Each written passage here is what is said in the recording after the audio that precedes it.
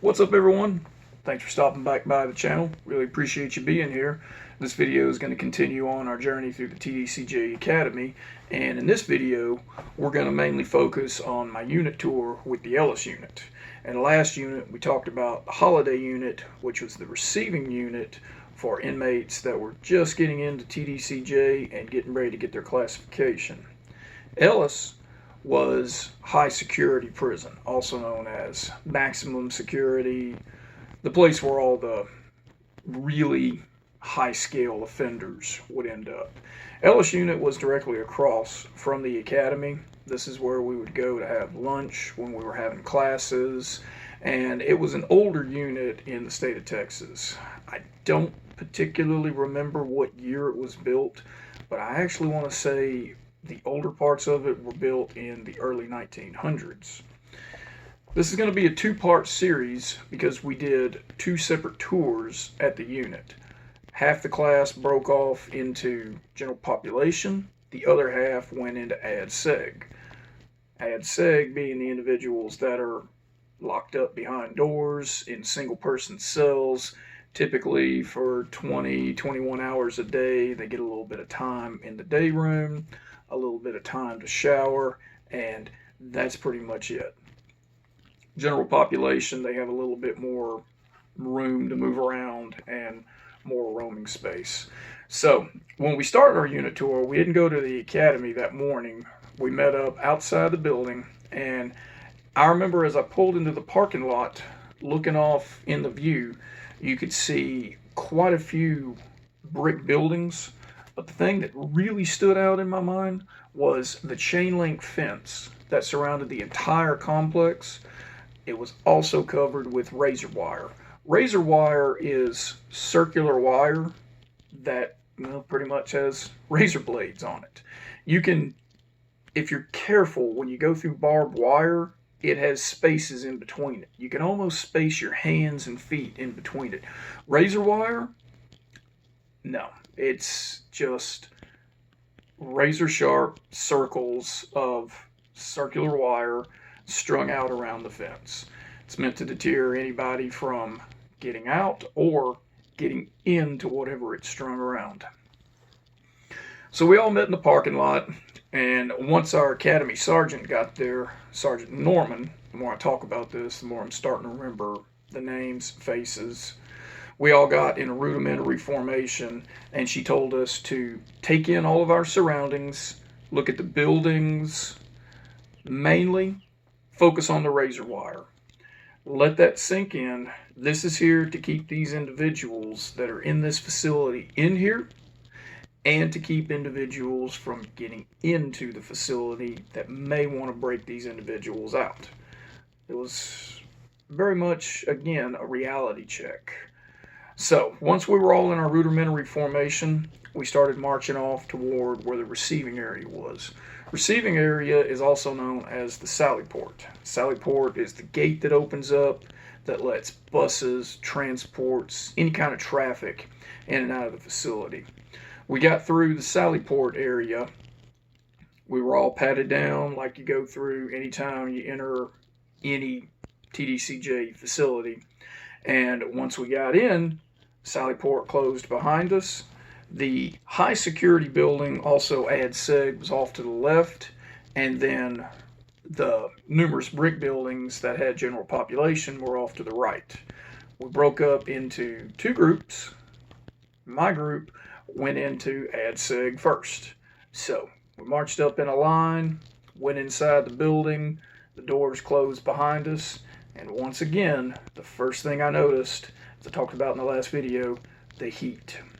Just stagnant air. I can't stress enough how hot it gets inside these facilities. It's just bad.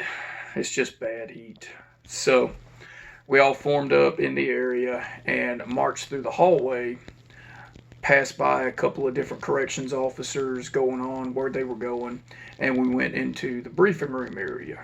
Briefing room is where the COs would meet before shift, so that way the supervisor could pass to them what had happened the night before or the day before, depending on which shift you're on, and what was expected throughout the day. This was also where they would get their dorm assignments and any special kind of information that the supervisor needed to pass.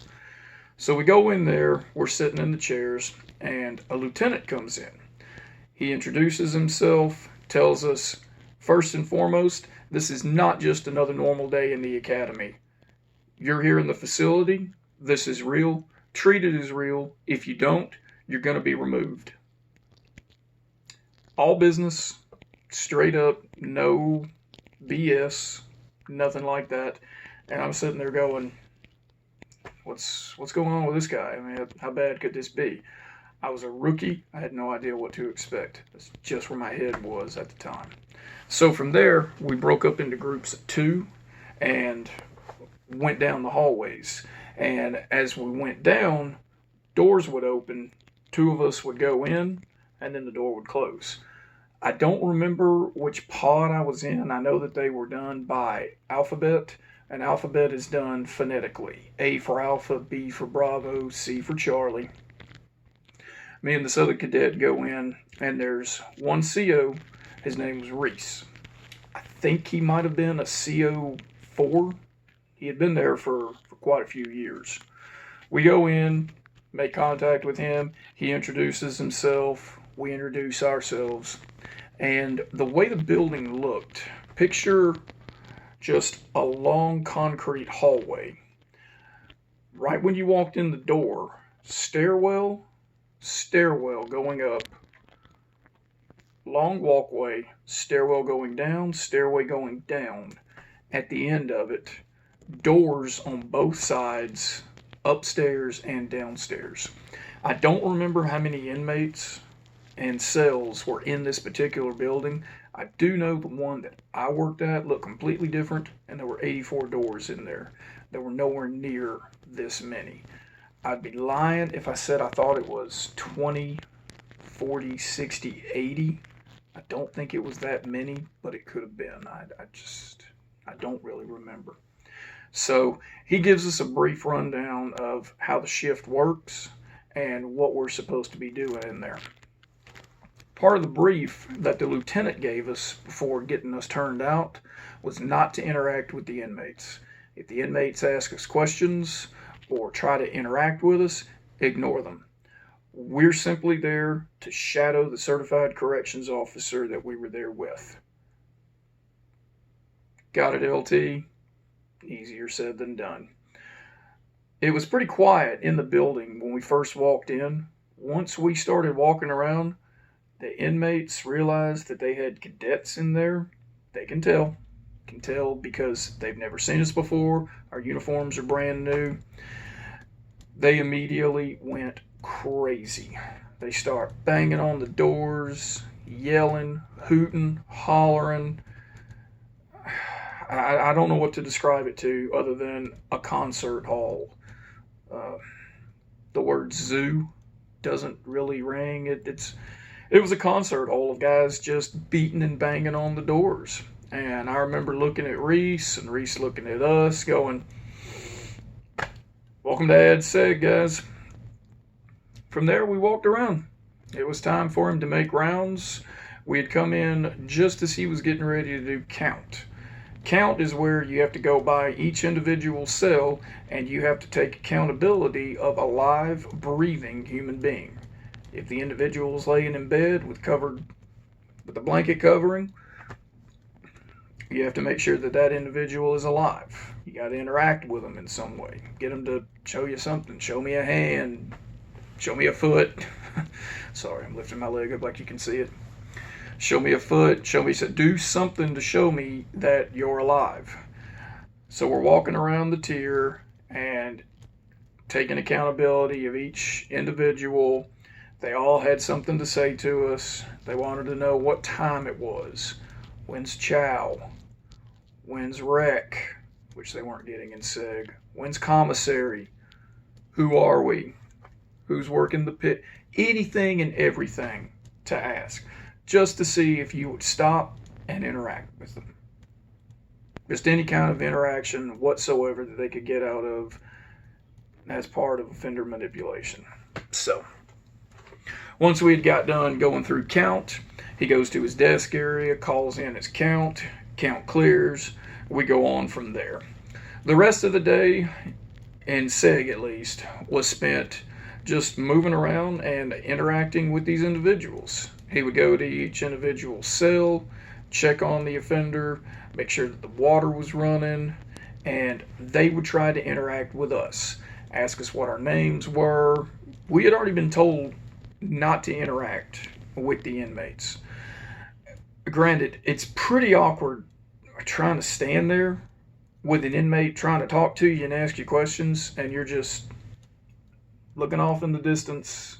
You're talking to me, words are coming at me, and I'm supposed to just ignore you. It was a real awkward experience because that's just not how human interaction goes. And I remember about midway through the tour, standing by one of the cells, we were by one of the doors, and Reese was talking to the inmate, actually yelling at the inmate at the door across from us. And I remember this one offender, I'm standing by the door, and his face is right up to the glass, saying to me, hey, you know you can't ignore me all day. You can't ignore me. You're going to have to interact with me at some point. You got to talk to me. I'm not going anywhere. And the only place you're going is home. You're going to get fired if you don't deal with me. But I remember looking at this guy going, what is your problem? Who are you to talk to me the way that first interaction I had with an inmate was confrontational? And all he did was just smile, look down. I knew I could get him. I knew I got him. And then the door beside us started beating and banging. It was a game that they had set up and arranged. So, yeah, there was safety in there because the guys were behind the doors, but they had ways to interact and manipulate with the staff. And this was the first time really interacting with inmates and encountering them. And it wasn't a very comfortable experience.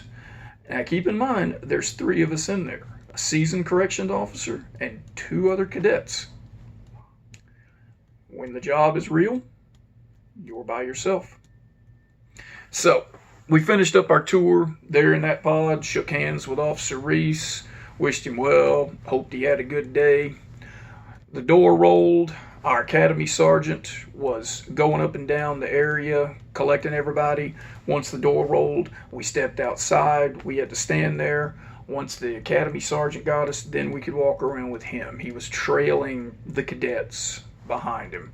Once we had finished up, once he had collected all of us, we went back into the briefing room. We met with the same lieutenant, and he flat out said to us, I hope you enjoyed your tour here in Seg. If you feel like this isn't for you, you know what to do. Don't come back. I don't want to see you again if it's not for you. Turned, left the room, and that was it. It's the last I ever saw that guy. One more kind of reality check. From there, we filed out of the high security area, went across the walkway. The class that had been in general population filed past us. We went past them. Didn't really get a chance to talk much. From there, we went into general population. I'm going to leave off with this video. That was my experience in Ad Seg at the Ellis unit. Next video, we'll pick up in general population. Really hope you guys enjoyed the video. If you did, please let me know. If you don't, let me know.